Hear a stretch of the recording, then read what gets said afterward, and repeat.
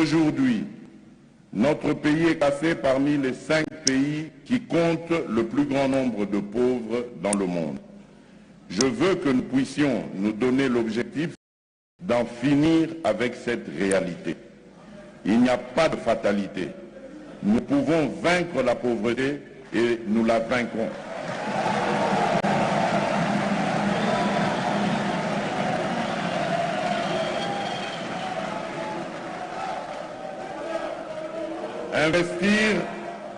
Investir dans la jeunesse nous permettra d'assurer une transition démographique avant l'atteinte du dividende démographique, ce qui nous permettra d'entrer dans un cercle vertueux. Honorables députés et sénateurs, cette première année de mon mandat a été marquée par l'installation des institutions président de la République, Assemblée nationale, Sénat, Assemblée provinciale et gouvernements provinciaux. Je ne vais pas vous rappeler ici que les animateurs des entités municipales, urbaines et locales sont demeurés les mêmes. Et leur remplacement par l'organisation des élections s'impose. Mais en attendant, il faudra envisager une mise en place concertée et provisoire.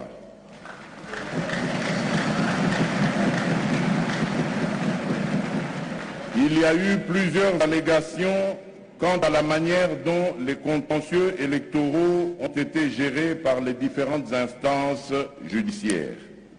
C'est pourquoi j'avais demandé au procureur général de la République d'ouvrir une enquête quant à ceux. Ces mêmes allégations de corruption ont émaillé à la fois les élections des gouverneurs et des sénateurs.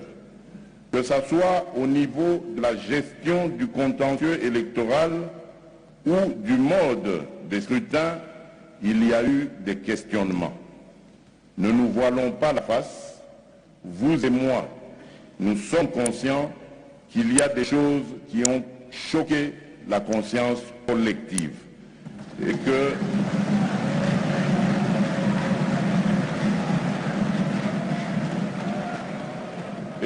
nous devons absolument corriger.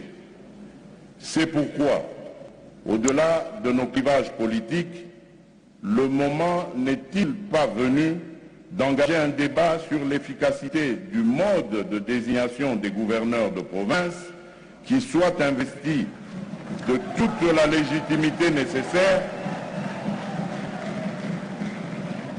qu'il soit investi de toute la légitimité nécessaire pour s'atteler à la tâche de développement de leurs entités. L'effervescence observée ces derniers jours avec le foisonnement de motions de défiance au niveau des provinces m'inquiète sérieusement. Ce forme de déstabilisation des provinces.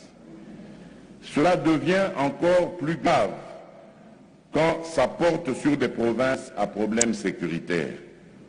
Comment, dans ces conditions, 2 mois seulement après la mise en place de ces institutions, faire face aux défis de leur stabilité, tout en invitant les animateurs des institutions provinciales, tant au niveau législatif qu'au niveau exécutif, d'observer leurs prérogatives dans le respect des lois de la République, ils doivent s'abstenir de tout acte qui puisse bloquer le bon fonctionnement de nos provinces.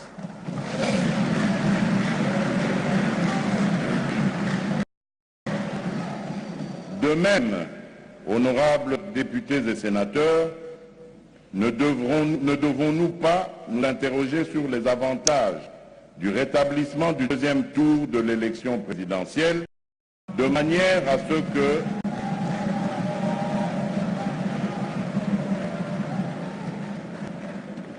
du rétablissement du 2e tour de l'élection présidentielle, de manière à ce que le vainqueur puisse être revêtu de la légitimité suffisante pour appliquer sa vision, partant d'une posture de rassemblement,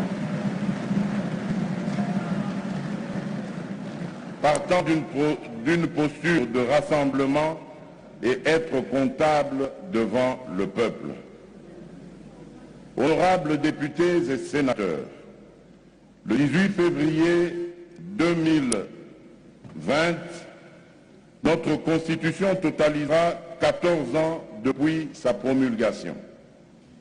Cette Constitution a été le fruit d'un consensus laborieusement obtenu après des années de guerre. Elle est le fruit de notre volonté commune de bâtir au cœur de l'Afrique un État de droit et une nation puissante